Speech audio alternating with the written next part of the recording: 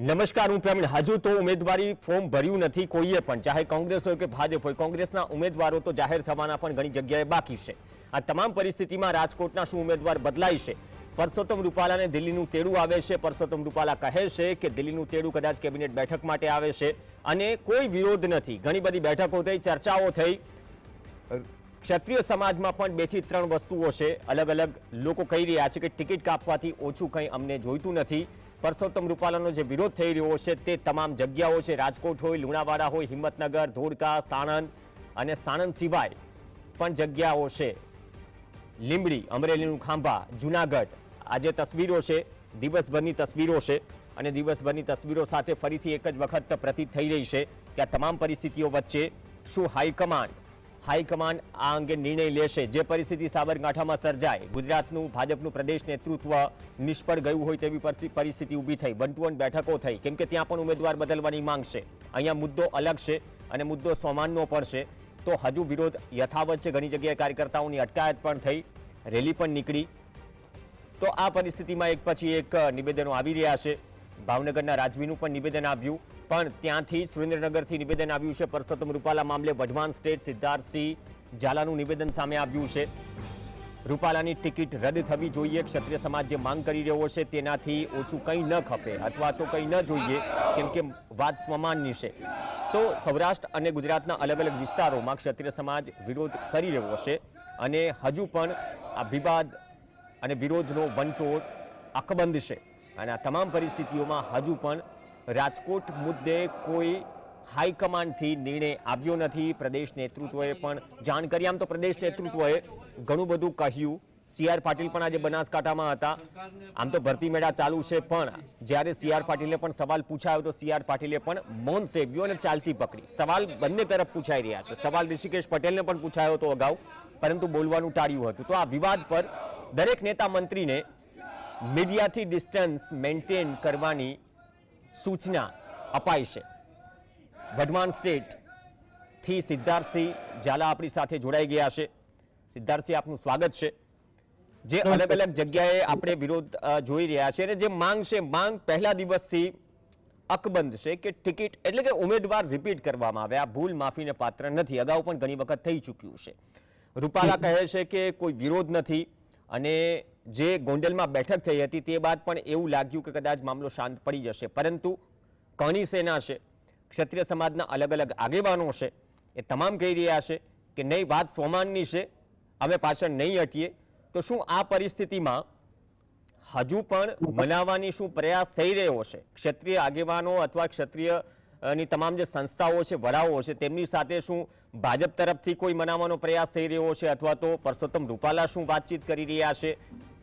અત્યારની સ્થિતિ છે શું? વિરોધ તો થઈ રહ્યો છે, પણ સંવાદ ચાલી રહ્યો છે આ મુદ્દે? હાજી, મને તો રાજકારણમાં મને તો ખ્યાલ નથી જેપીમાં શું થતું હોય, પણ મારો અભિપ્રાય એવો છે કે જે સમાજના આગેવાનો જે છે એ પ્રમાણે આપણે ચાલુ જઈને એ પ્રમાણે હું સમજ છું. અમારા જે ક્ષત્રિય સમાજના જે આગેવાનો છે એ જો યાદથી ગણેશ આમનું જે ટિકિટ રદ કરવામાં છે એ જ આપણી માંગ છે. એમાં હું પૂરેપૂરો સહમત છું. અમારા જે ક્ષત્રિય સમાજના જે આગેવાનો છે, સમાજ જે માંગણી કરી છે એના સાથે હું પૂરેપૂરો સહમત છું. અને કદાચ ઉમેદવાર ન બદલાય, કેમ કે એક તરફ આમાં રાજકારણની વાત નથી પણ વાત ટિકિટ સાથે પણ જોડાયેલી છે, કેમ કે જાહેર થયેલા ઉમેદવાર છે, બીજેપીએ મેન્ડેટ આપ્યો છે અને એ બાદ આ વિવાદ થયો, સ્ટેટમેન્ટ આપ્યું ને એ બાદ ક્ષત્રિય સમાજ માંગ કરી રહ્યો છે. તો કદાચ આ પરિસ્થિતિ થાળે ન પડે અને ઉમેદવાર ન પણ બદલાય તો પછી તમામ સંસ્થાઓ મળીને શું અંદરખાને, મતલબ કે એ સંવાદ પણ થઈ રહ્યો છે, કેમ કે બે રસ્તા હશે. જો માંગ માની લેવામાં આવે, જે રીતે અલગ અલગ આગેવાનો કહી રહ્યા છે, તો કોઈ વાંધો નથી કે આ માંગ છે, આ કદાચ માની લેવામાં આવે. પણ કદાચ જો ઉમેદવાર ન બદલાયા તો કઈ પ્રકારનો સંવાદ અત્યારથી થઈ રહ્યો છે સંસ્થાઓ અને ક્ષત્રિય આગેવાનો વચ્ચે? અત્યારે તો માંગ ખાલી ટિકિટ રદ કરવાની છે અને આપણી માંગ જો હાઈકમાન્ડ માન્ય રાખે તો બરોબર છે. નકર પછી જે ક્ષત્રિય સમાજના આગેવાનો છે એ અમને જે કહેશે એ અમે પછી આગળ વધશું. એ ધ્યાને લઈને પછી આગળ અમે વધશું. અને જે ક્ષત્રિય સમાજના આગેવાનો જે અમને બધા સમાજને કહેશે એ પછી અમે આગળ કરશું. ભાવનગર સ્ટેટના યુવરાજે પણ કહ્યું કે આવી અપેક્ષા નહોતી કે આ પ્રકારનું નિવેદન જાહેર જીવનમાં આટલા વડીલ વ્યક્તિ તરફથી કોઈ જાહેર સભામાં આવે. તો શું એ પણ કોઈ વાત થઈ રહી છે, ચાહે દાતા હોય, જામનગર હોય, ભાવનગર હોય, ગોંડલ હોય, કચ્છ હોય, આ તમામ જગ્યાએ રાજવી પરિવારોમાં અથવા તો સમાજના અગ્રણીઓમાં એ કોઈ ચર્ચા થઈ રહી છે આ મુદ્દે? એટલે ચર્ચા એમ છે કે આટલા સિનિયર પુરુષોત્તમ રૂપાલા છે તો એમને આ વાત કેવી રીતે કહેવાય, તો આટલા સિનિયર છે, આટલા સિઝન છે, એટલે એ થોડોક આપણને એમ લાગે કે કેવી રીતે આ નિવેદન એમને આપ્યું છે, એટલે એ થોડોક શોકિંગ લાગે. એ અમારા વચ્ચે જે ચર્ચા થઈ છે તો આટલા સિનિયર છે એ બાબતે અમે ચર્ચા કરી કે આ થોડુંક શોકિંગ છે કે આવું એ પોતે આપી શકશે. હું પોતે નથી જાણતો પુરુષોત્તમ રૂપાલાને, પણ આ બધા જે મારા ભાઈઓ છે એ બધા વાત કરે એટલે મારા મનમાં એ વાત છે. સિદ્ધાર્થજી, જે નિવેદનો પબ્લિક ડોમેનમાં છે, ચાહે પદ્મિનીબા વાળાનું નિવેદન હોય કે ક્ષત્રિય અગ્રણીઓનું નિવેદન હોય કે જયરાજસિંહે જે બેઠક બોલાવી એ તો ભાજપ પ્રેરિત હતી, રાજકીય બેઠક હતી, એક પાર્ટીની બેઠક હતી અને કોઈ એક વ્યક્તિ સમાજના મુદ્દે નક્કી ન કરી શકે. આશ્રમ પણ ગયા ઉપલેટા અને આશ્રમથી એવું લાગતું હતું કે વિવાદ કદાચ શમી જશે, પણ આ પરિસ્થિતિમાં આજે જે બેનરો લાગ્યા છે, લોકો રસ્તા પર ઉતાર્યા છે, જયરાજસિંહનો પણ વિરોધ થઈ રહ્યો છે, તો આ પરિસ્થિતિમાં હું બે જૂથ વેચાવાની વાત નથી કરી રહ્યો, પરંતુ એક જ સમાજના અલગ અલગ આગેવાનો અથવા તો અલગ અલગ રાજકીય પક્ષોમાં રહેલા માણસ અલગ રીતે વાત કરી રહ્યા છે. શું એ સંકલનના પ્રયાસો પણ થઈ રહ્યા છે? ના, એ નથી થયા. સમાજ ધોખો નથી થયો, પણ જે ભાજપમાં હોય, પાર્ટીમાં હોય, એમની પાર્ટી વખતે એમનો ઓબ્લિગેશન હોય પાર્ટી તરફ, એટલે એ ઓફકોર્સ ડિસિઝન પાર્ટી અગેન્સ્ટ નો લઈ શકે. એટલે એમાં કઈ સમાજમાં કઈ ઓલું નથી, વિભાજન નથી. એ તો મને ખ્યાલ છે. સમાજ એક જ છે અને એક જ રહેશે. નહીં તો મતલબ કે હવે શું એ સંવાદ થશે? કેમ કે જયરાજસિંહે જે વાત કરી હતી કે નહીં, હું જે લોકો સોશિયલ મીડિયામાં ટીખણ કરી રહ્યા છે અથવા જેને હજુ કોઈ પણ વાંધો હોય, કેમ કે માફી માંગી લીધી છે જે જાહેર મંચ પરથી કીધું આ કાર્યક્રમમાં, તો હું એને રૂબરૂ મળવા તૈયાર છું. કાં એ મને બોલાવે કાં હું બોલાવું, હું વાતચીત કરવા માટે તૈયાર છું કે હવે આ વિવાદને સમાપ્ત કરવો, એમ આગળ આપણે નથી વધવું. તો શું અહીંયા એ પરિસ્થિતિ આવીને ઊભી રહી ગઈ છે કે તમામ લોકો એક સાથે બેસીને જ્યારે સમાજની વાત છે અથવા તો જે આ વિવાદ છે તેના ઉકેલ માટે વચ્ચેનો રસ્તો પણ શું કોઈ શક્ય છે? અથવા તો જે માંગ થઈ રહી છે એ માંગ શું ભાજપમાં રહેલા ક્ષત્રિય સમાજના આગેવાનો શું માનશે? કેમ કે અત્યારની પરિસ્થિતિએ પણ તમે જુઓ, ભાજપ હોય કે કોંગ્રેસ હોય, કોંગ્રેસમાં હું વિપક્ષના તમામ પાર્ટીઓ જોડી દઉં, ઓપનલી એટલું આ મુદ્દે વાત નથી કરતી, ઘણા નેતાઓ કરે છે, એક્સેપ્શન કેસ છે, પણ ભારતીય જનતા પાર્ટીના ક્ષત્રિય સમાજના આગેવાનો જે પાર્ટીમાં છે એ ખુલીને વાત નથી કરી રહ્યા, આ મુદ્દે બોલવાનું ટાળી રહ્યા છે. CR પાટીલે પણ બનાસકાંઠામાં આ મુદ્દે જવાબ દેવાનું ટાળ્યું, અગાઉ પણ ઋષિકેશ પટેલે પણ આ મુદ્દે જવાબ દેવાનું ટાળ્યું. તો શું એ સમજાવવાનો પ્રયાસ થશે અથવા તો સંવાદ થવાનો પ્રયાસ થશે આવનાર સમયમાં? આઈ હોપ થાય. તો હું પોલિટિક્સમાં તો છું નહીં, હું એ પોલિટિકલ છું, એટલે આઈ હોપ કે હાઈકમાન્ડ અમારો ક્ષત્રિય સમાજનું જે વાત છે એ માન્ય રાખે. એ મારું હોપ છે કે એ કરે. સિદ્ધાર્થસિંહ, એક વાત છે, કોઈ પણ સમાજ સાથે જોડાયેલો મુદ્દો હોય, ભૂતકાળમાં પણ આવું બધું બની ચૂક્યું છે, જ્યારે સમાજના નેતાઓ અલગ અલગ પક્ષોમાં હોય તો કોઈ પણ મુદ્દો છે ને રાજકીય રંગ પણ લઈ લે અને બે ધડા પણ પડી જાય. પણ ધડા એટલે કે સ્ટેન્ડ બાબતે જે અત્યારે દેખાઈ રહ્યા છે, એક જગ્યાએ સમર્થન થઈ રહ્યું છે જાહેર મંચ પરથી અને એક જગ્યાએ કહી રહ્યા છે કે અમારી ડે 1 થી જે માંગ છે એ માંગ પૂરી કરો, અમને બીજી કોઈ તકલીફ નથી. તો શું આ ચિંતાજનક? ના, ચિંતાજનક નથી. આ જે માંગ છે, જે ટિકિટ રદ કરવાની જે માંગ છે, એ જ અમારી માંગ છે. પાર્ટી સામે, કોઈ પણ પાર્ટી સામે કાંઈ વિરોધ કોઈનો નથી.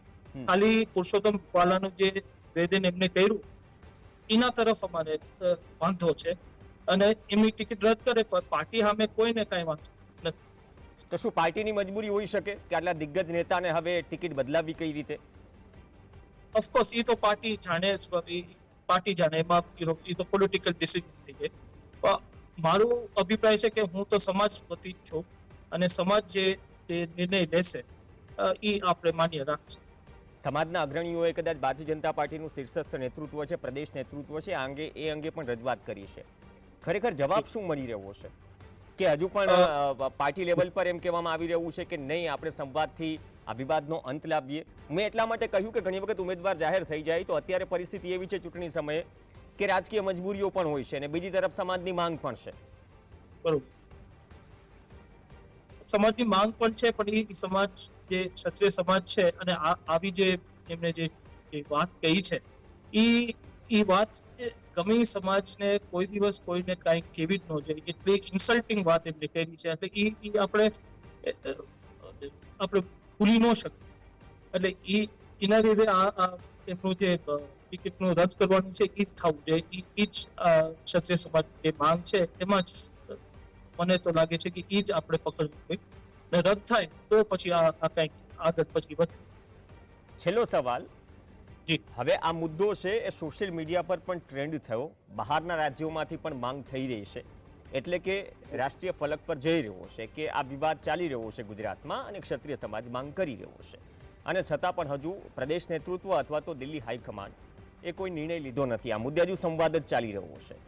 જો આ તમામ પરિસ્થિતિઓમાં ભાજપ રાજકોટમાં પરસોત્તમ રૂપાલાને ન બદલે તો પછી શું એક સૂરે અથવા સંગઠિત થઈને અથવા તો એક મતે કોઈ નિર્ણય લેવાશે? અને લેવાશે તો કેમ કે રાજકોટમાં એક સંમેલનની પણ વાત ચાલી રહી હતી, એ સંમેલનની પણ વાત ચાલી રહી છે, કદાચ વિવાદનો અંત ના આવ્યો તમે શક્તિ પ્રદર્શન કરીશું, તો શું કદાચ હાઈકમાન્ડ નમતું ન જોખે અથવા પાર્ટી નમતું ન જોખે તો આ શક્તિ પ્રદર્શનનો કાર્યક્રમ યથાવત રહેશે? જે અલગ અલગ આગેવાનો વાત કરી રહ્યા છે સમાજના અગ્રણીઓ, એમાં કરણી સેના પણ સામેલ છે.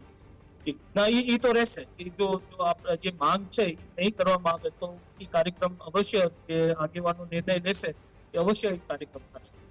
ઓકે, ધન્યવાદ સિદ્ધાર્થસિંહ, જીએસટીવી સાથે જોડાયા. તો ચારે તરફ માંગ છે અને બીજી તરફ એમ પણ કહેવાઈ રહ્યું છે કે રાજકીય નેતાઓ છે તેમની સાથે પણ સંવાદ થઈ રહ્યો છે, પણ પ્રદેશ નેતૃત્વ સુધી વાત પહોંચી અત્યાર સુધીની તમામ બેઠકોમાં, જ્યારે ભારતીય જનતા પાર્ટીના હાઈકમાન્ડ થ્રુ અથવા તો પ્રદેશ નેતૃત્વ તરફથી એમ કહેવામાં આવ્યું હોય કે કોઈ પણ આ મુદ્દે મીડિયાથી ડિસ્ટન્સ જાળવવું, એટલા માટે જ મેં તમામ જે CR પાટીલ સહિતના નામ લીધા, કોમેન્ટ કરવાનું ટાળે છે.